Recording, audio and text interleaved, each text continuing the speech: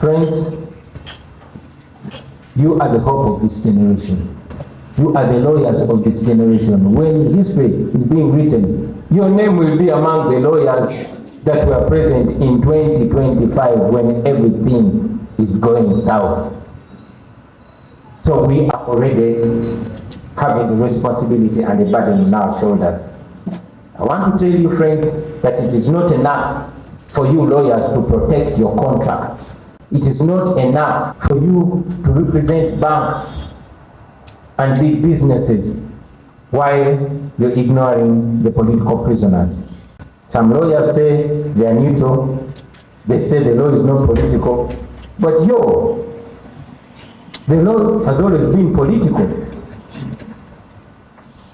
I mean, it is political when Bobby Young is taken to prison for putting on red.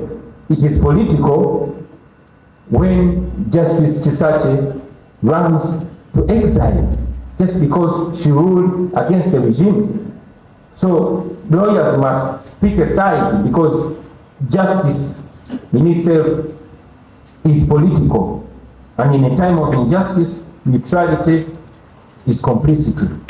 In this time, lawyers must pick a side, either the side of the law or the side of lawlessness. I want to request most of you, in fact all of us, to pause for a second and imagine this.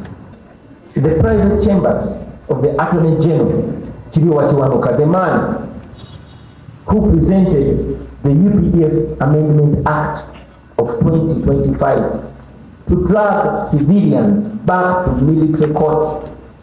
These chambers are sharing a wall with the Uganda Law Society office where we are now. And his partner in those chambers is not just any other lawyer. He is the son-in-law of General Museveni, the man at the helm of this regime. So now that is legal political marriage standing just meters away from us. Just pause and imagine that for a second. The politics is in the law, and the law is in the politics. They are both mixed and mingled. And yet some lawyers say they are neutral. And meanwhile, the president of the Uganda Law Society, Council Isaac Semakadde, is in exile, largely because of his opinions. Now that is supposed to tell you everything that you need to know about the system.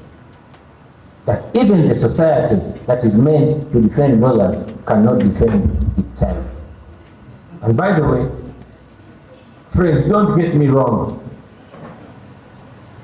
I don't want to come off as if I'm pretending not to understand where we are. I know we're not living in France.